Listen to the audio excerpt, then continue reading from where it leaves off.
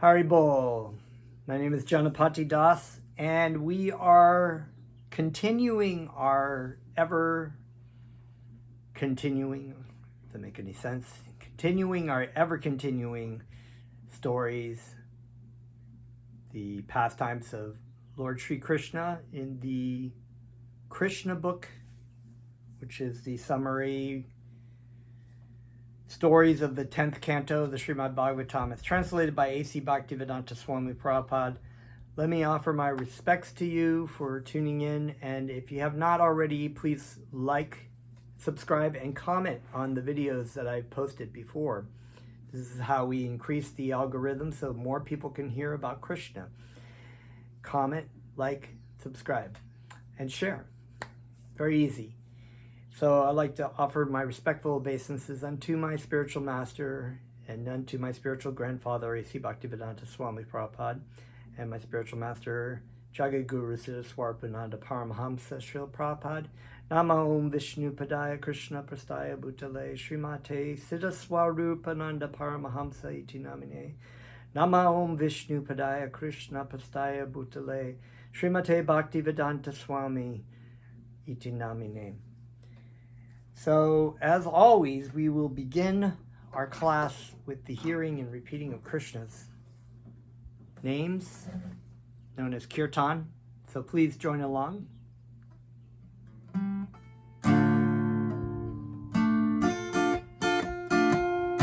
Namo Vishnu Padaya Krishna Prastaya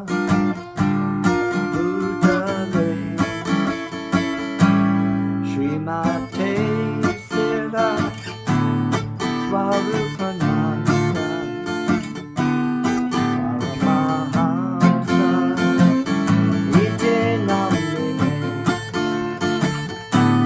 Namo Vishnu Padaya Krishna Prastaya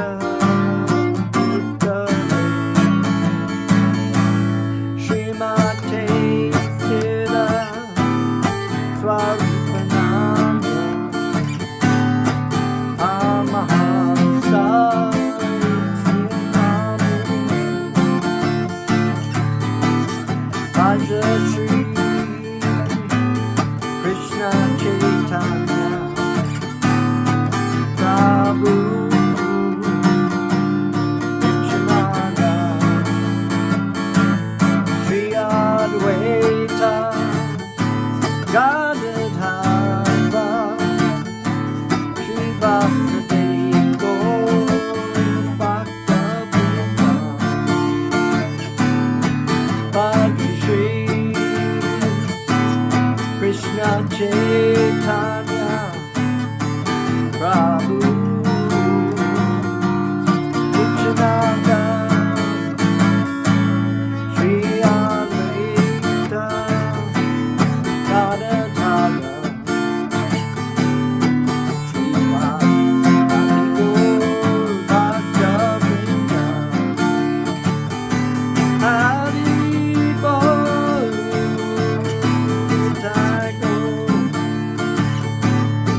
Nitago Haribo Haribo Nitago Nitago Haribo Hare Krishna Hare Krishna Krishna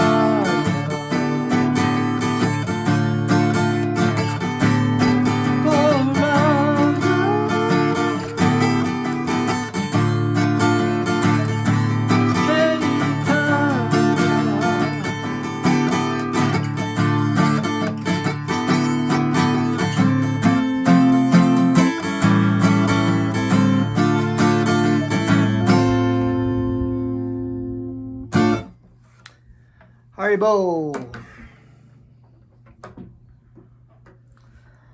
Om Namo Bhagavate Vasudevaya. So welcome back to another exciting story. We had just covered the chapter of Lord Balaram visiting Vrindavan and spending, get back onto my page here. Okay, if I can go back to my library. It's when your daughter uses your Kindle. There is that. Oh, okay.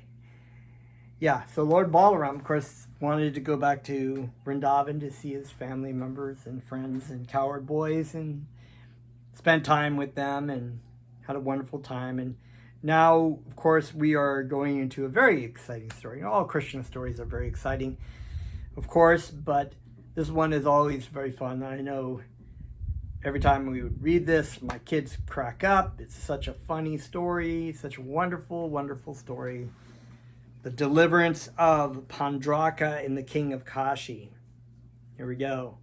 The story of King Paundraka is very interesting because there have always been many rascals and fools who consider themselves to be God. We all consider ourselves to be God in this material world. That's why we're here. We want to be God. But there are people who, I think probably a lot of people don't say, I'm actually God, but they're acting on that platform. But there are a group of foolish people who feel like they always come in. They've never stopped for time immemorial coming into the material world. Something happens to them. They take some drugs or they hit their head or they go to Israel and they think that there's some kind of incarnation of God or Jesus or Buddha or whatever. And usually what happens is they go out and they start to preach as if they think that they're God. And it often says that the foolish people will elect the fool to lead them. Or the foolish, people want to be misled. The blind want to be led by the blind. So this happens all the time. So you get these rascals who claim to be God. They lead people, they get a bunch of followers, and then everything starts to go wrong for them because they start sleeping with their followers or their followers' children in some cases. They are using drugs or doing all these things that are just not sanctioned by scripture at all. They get investigated by the FBI, or there's so many people that that have fallen into this, and we don't really need to go into that, but you can find them. They're a dime a dozen, and the same things always happen to them.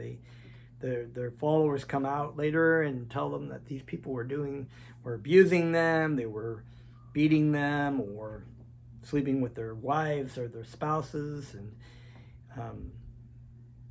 having sex with their children or whatever. So many crazy things that these people do.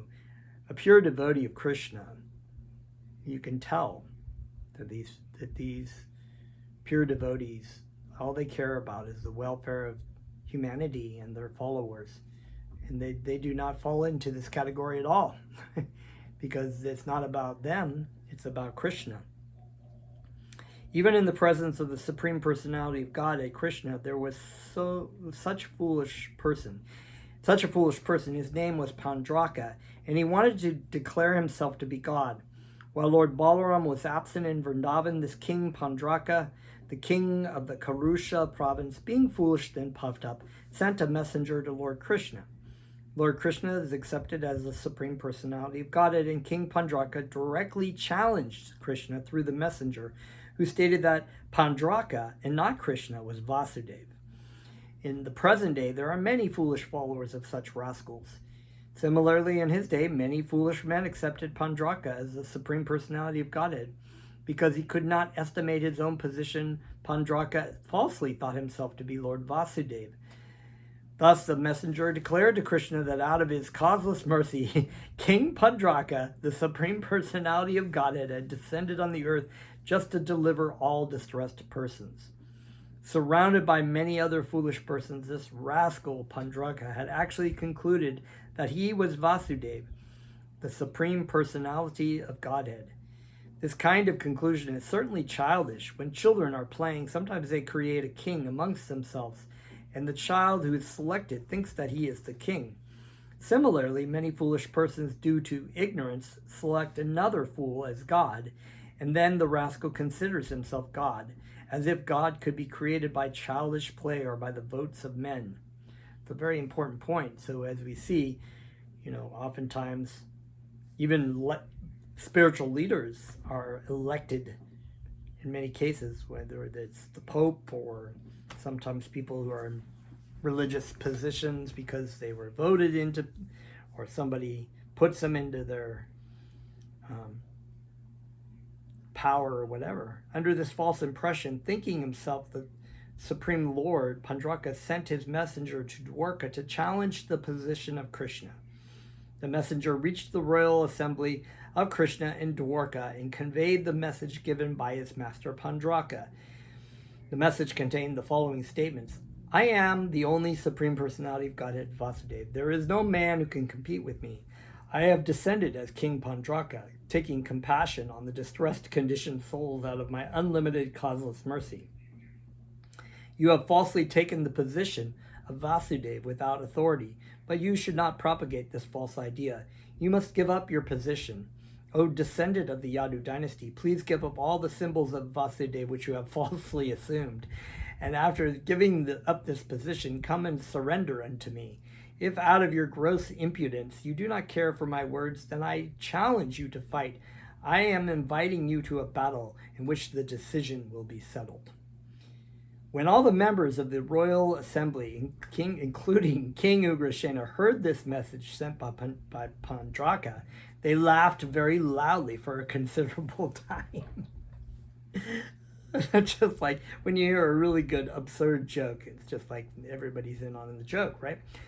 Because all the members of the Yadu dynasty are great devotees of Krishna who descended with Krishna to engage in his pastimes.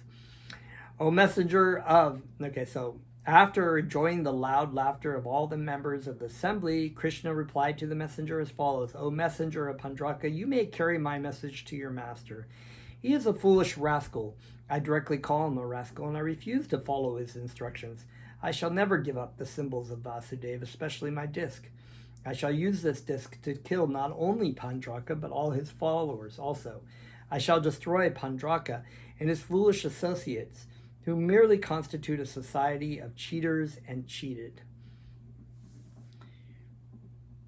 And this is, of course, a very good point. As usual, the cheaters and the cheated. We live in, oftentimes in modern society too, and just actually throughout history, cheaters and cheated. Those who are cheating and those who willingly enter that relationship of being cheated.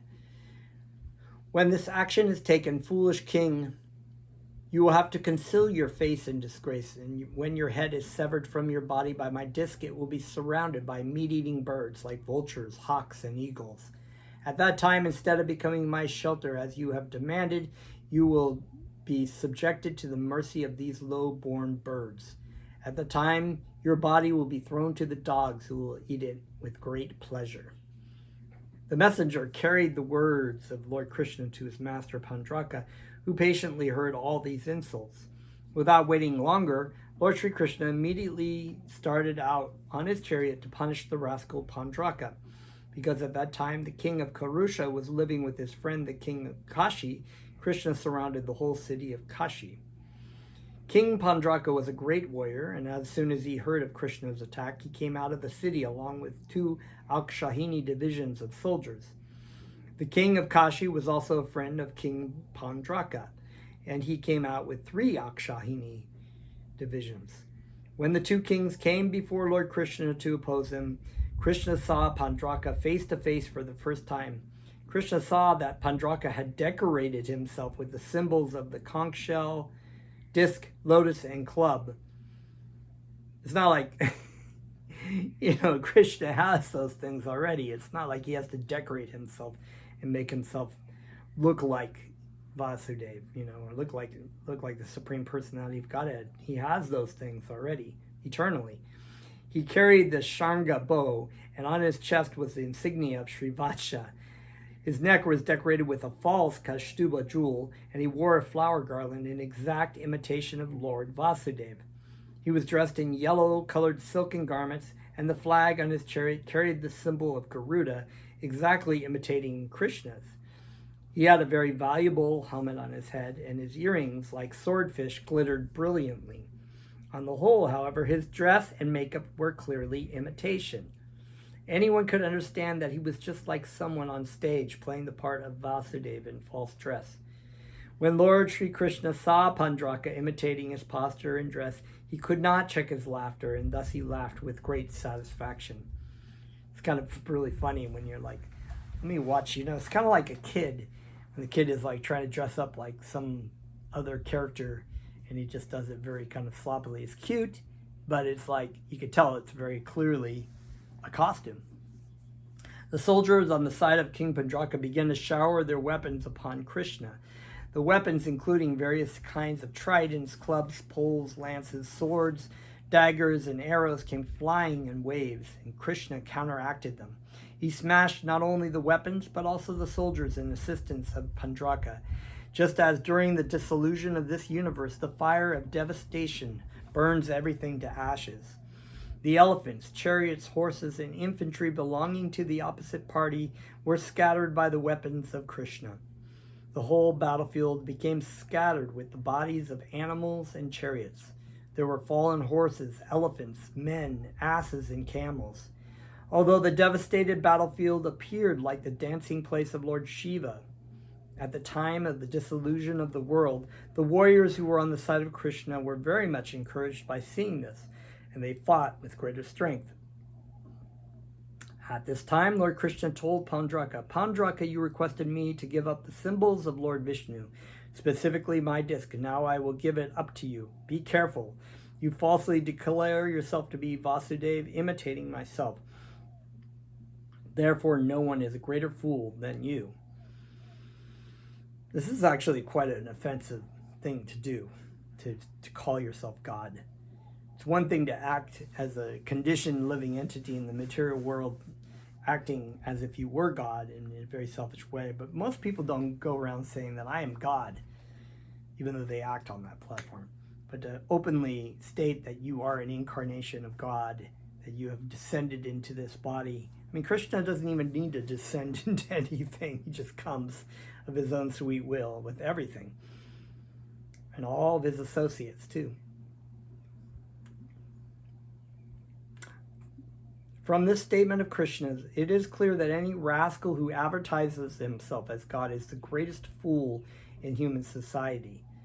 Krishna continued, and there are so many people, you could just turn on the news and even Google, like, guru, incarnation of God, or like, probably I wouldn't recommend it, actually, because you don't want to, pollute yourself with any kind of nonsense that these people are stating. And they say all kinds of nonsense, and they act on a very degraded platform many times. From the statement of Krishna's, it is clear that any rascal who advertises himself as God is the greatest fool in human society.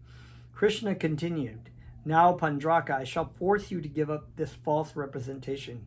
You wanted me to surrender unto you. Now this is your opportunity. We shall now fight. And if I am defeated and you become victorious, which won't happen, I shall certainly surrender unto you. In this way, after chastising Paundraka very severely, he smashed his chariot to pieces by shooting an arrow. With the help of his disc, he separated the head of Paundraka from his body, just as Indra shaves off the peaks of the mountains by striking them with his thunderbolt. So, that just happened real quickly, It's like, oh, well, here's God, but he just got his head cut off. It's kind of a funny thing. I always think about these people who call themselves God, or, one example, I saw the funny movie called Annie Hall, where it's like they're talking about Maharishi, they're there at this presentation of Maharishi, and the girl who's I'm trying to think of her name. She was in The Shining. Anyways, I can't think of the actress's name. She's like, oh, just praising all these wonderful things about Maharishi, and he's God on earth, and blah blah blah. And Woody Allen says, oh look, there's God coming out of the bathroom right now. Maharishi's coming out of the toilet. I always thought that was a funny kind of statement. Yeah. Anyway, similarly, he also killed the king of Kashi. So he killed his friend King of Kashi with his arrows. Lord specifically arranged to throw the head of the king of Kashi into the city of Kashi itself, so that his relatives and family members could see it. This was done by Krishna, just as a hurricane carries a lotus petal from here and there. Lord Krishna killed Paundraka and his friend Kashi Raj on the battlefield, and then he returned to his capital city, Dwarka. When Lord Krishna returned to the city of Dwarka, all the siddhas from the heavenly planets were singing the glories of the Lord. As far as Paundraka was concerned, somehow or other he was always thinking of Lord Vasudeva by falsely dressing himself in that way, and therefore Paundraka achieved Sarupya, one of the 5 kinds of liberation, and was thus promoted to the Vaikuntha planets, where the devotees will have the same bodily features as Vishnu, with 4 hands holding the 4 symbols. Kind of funny, actually. Ironic. But it just goes to show that the Krishna's mercies, is unlimited, that even great demons can achieve liberation just by being killed by Krishna, or just by being whatever by Krishna, touched by Krishna. Factually, his meditation was concentrated on the Vishnu form, but because he thought himself to be Lord Vishnu, it was offensive. After being killed by Krishna, however, that offense was also mitigated. Thus, he was given Swarup, liberation, and he attained the same form of the Lord, as the Lord. When the head of the king of Kashi was thrown through the city gate, people gathered and were astonished to see that wonderful thing. When they found out that there was some earrings on it, they could understand that it was someone's head. They conjectured as to whose head it might be. Some thought it was Krishna's head, because Krishna was the enemy of Kashi Raj, and they calculated that the king of Kashi might have thrown Krishna's head into the city so that the people might take pleasure that the enemy was killed. But it was finally detected that the head was not Krishna's, but that of Kashi Raj himself. When it was so ascertained, the queens of the king of Kashi immediately approached and began to lament the death of their husband. Our dear Lord, they cried, upon your death we have become just like dead bodies. The king of Kashi had one son whose name was Shudakshina. After observing the ritualistic funeral ceremonies, he took a vow that since Krishna was the enemy of his father, he would kill Krishna and in this way liquidate his debts to his father. It's like these relatives, it's very Kshatriya-like, of course. We're going to get our revenge and whatnot, but they have no vision. They don't realize who they're dealing with. So they're just basically like running into a forest fire or something, thinking I'm going to put it out with my little squirter or something. Therefore, accompanied by a learned priest qualified to help him, he began to worship Mahadev, Lord Shiva. Go figure. The demons always worship Lord Shiva for their demoniac whatever, If you're going to worship demigods, and as we've seen in the story so many times, many of these stories, the devotees of Krishna will oftentimes worship demigods, but when they worship them for a benediction to achieve Krishna. This is not a benediction to achieve Krishna. This is a benediction to try to kill Krishna. So, see how this turns out. The Lord of the kingdom of Kashi is Vishvanatha, Lord Shiva. The temple of Lord Vishvanatha is still existing in Varanasi, and many thousands of pilgrims still gather daily in that temple. By the worship of Shudakshina, Lord Shiva was very much pleased, and he wanted to give a benediction to his devotee. Shudakshina's purpose was to kill Krishna, therefore he prayed for a specific power by which he could kill him. Lord Shiva advised Shudakshina, assisted by some Brahmanas, Lord Shiva advised that Shudakshina, assisted by the Brahmanas, execute the ritualistic ceremony for killing one's enemy. This ceremony is also mentioned in some of the tantras. Lord Shiva informed Sudakshina that if such a black ritualistic ceremony were performed properly, then the evil spirit named Dakshinagni would appear to carry out any order given to him. He would have to be employed, however, to kill someone other than a qualified Brahmana. In such case, he would be accompanied by Lord Shiva's ghostly companions, and the desire of Sudakshina to kill his enemy would be fulfilled. When Sudakshina was encouraged by Lord Shiva in that way, he became assured that he would be able to kill Krishna. We'll see how that goes. With a determined vow of austerity, he began to execute the black art of chanting mantras assisted by the priests. After this, out of the fire came a great demoniac form whose hair, beard, and mustache were exactly the color of hot copper. This form was very big and fierce. As the demon arose from the fire, cinders of fire emanated from the sockets of his eyes. The giant fiery demon appeared still more fierce due to the movements of his eyebrows. He exhibited long, sharp teeth, and sticking out his long tongue, licked both sides of his lips. He was naked, and he carried a big trident, which was blazing like fire. After appearing from the fire of sacrifice, he stood, wielding the trident in his hand. Instigated by Sudakshina, the demon proceeded towards the capital city Dwarka, along with many hundreds of ghostly companions, and it appeared that he was going to burn all outer space to ashes. The surface of the earth trembled because of his striking steps. When he entered the city of Dwarka, all the residents panicked, just like animals at the time of a forest fire. At that time, Krishna was engaged in playing chess in the Royal Assembly Council Hall. All the residents of Dwarka approached and addressed him. "Dear Lord of the three worlds, there is a great fiery demon ready to burn the whole city of Dwarka. Please save us." And as always, the devotees take shelter of Krishna. Krishna will protect them. Thus, after approaching Lord Krishna, all the inhabitants of Dwarka began to appeal to him for protection from the fiery demon who had just appeared in Dwarka to devastate the whole city. Lord Krishna specifically protects his devotees, saw that the whole population of Dwarka was most perturbed by the presence of the great fiery demon. He immediately began to smile and assured them, "Don't worry, I shall give you all protection." I love that. This is awesome. That's what he said in the Bhagavad Gita, right? Abandon all varieties of religion and just take shelter of me. I'm paraphrasing, of course. I shall give you all protection. Do not fear.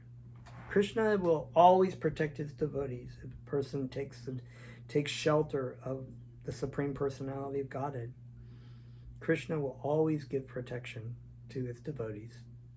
And it's just said, that once you take protection of Krishna, that's all you need to worry about. The Supreme Personality of Godhead, Krishna, is all pervading. So this whole story, the Krishna book, is his devotees taking shelter of Krishna. Even in many cases, demons and people who are trying to kill Krishna are situations where they take shelter of either the devotee of Krishna or Krishna. And that's all you need. Once you take the shelter that way, Krishna will assure complete protection. The Supreme Personality of Godhead, Krishna, is all-pervading. He is within everyone's heart, and he is without also in the form of the cosmic manifestation. He could understand that the fiery demon was a creation of Lord Shiva, and in order to vanquish him, he took his Sudarshan chakra and ordered him to take the necessary steps. The Sudarshan chakra appeared with the effulgence of millions of suns, his temperature being as powerful as the fire created at the end of the cosmic manifestation. By his own effulgence, the Sudarshan chakra began to illuminate the entire universe on the surface of the earth as well as in outer space. Then the Sudarshan chakra began to freeze the fiery demon created by Lord Shiva. It's like all these external things of Krishna, right? The Narayana Jvara weapon, the disc, all Krishna's weapons. Just, take part in this, can do so many things. In this way, the fiery demon was checked by the Sudarshan chakra of Lord Krishna, and being defeated in his attempt to devastate the city of Dwarka, he turned back. Having failed to set fire to Dwarka, he went back to Varanasi, the kingdom of Kashi Raj. As a result of his return, all the priests who had helped instruct the black art of mantras, along with their employer, Sudakshina, were burned into ashes by the glaring effulgence of the fiery demon. According to the methods of black art mantras instructed in the Tantra, if the mantra fails to kill the enemy, then because it must kill someone, it kills the original creator. Sudakshina was the originator, and the priests assisted him. So they're false brahmanas. they're fake brahmanas. They're demoniac. Therefore, all of them were burned to ashes. This is the way of the demons. The demons create something to kill God, but by the same weapon, the demons themselves are killed. Following just behind the fiery demon, the Sudarshan chakra also entered Varanasi. The city of Varanasi had been very opulent and great for a very long time. Even now, the city of Varanasi is very opulent and famous, and it is one of the most important cities of India. There were then many big palaces, assembly houses, marketplaces, and gates, with very important large monuments by the palaces and gates. Lecturing platforms could be found at each and every crossing of the roads. There was a treasury house, and elephant heads, and horse heads, chariots, granaries, and places for distribution of foodstuff. The city of Varanasi had been filled with these material opulences for a very long time, but because the king of Kashi and his son Sudakshina were against Lord Krishna, the Vishnu chakra Sudarshan, the disc weapon of Lord Krishna, devastated the whole city by burning all these important places. This excursion was more ravaging than modern bombing. The Sudarshan chakra, having thus finished his duty, came back to his Lord Sri Krishna at Dwarka. This narration of the devastation of Varanasi by Krishna's disc weapon, the Sudarshan chakra, is transcendental and auspicious. Anyone who narrates this story or anyone who hears this story with faith and attention will be released from all reaction to sinful activities. This is the assurance of Shukadev Goswami, who narrated this story to Parikshit Maharaj. Thus ends the Bhaktivedanta purport of the second volume, 11th chapter of Krishna, Deliverance of Paundraka and the King of Kashi. Yay, Jai Shri Krishna. I love that. And I think it's just so wonderful that, you hear this over and over again, Bhaktivedanta talking about the kinds of benefits that you get from hearing Krishna stories.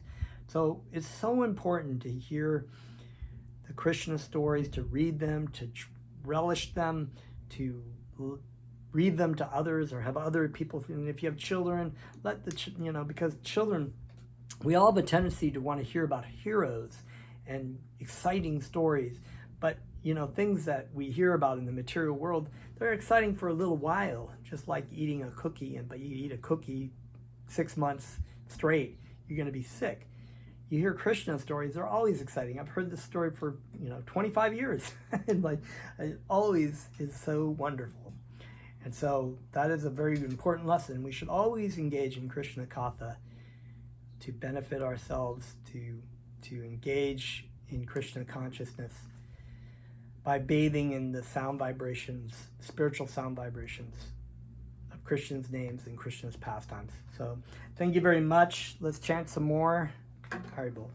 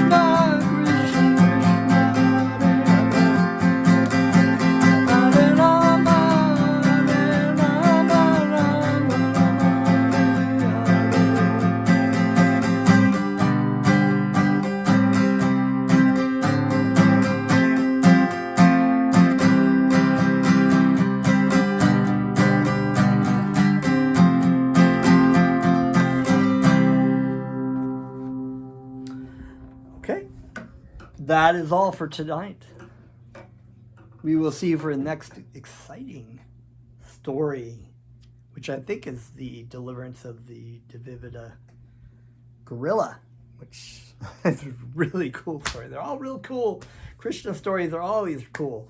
It's always exciting. Oh, yeah, that's coming up again. And then you start the whole Krishna book over again and just go, oh, there's the story, the birth of Krishna. Cool. See you next time. Haribo.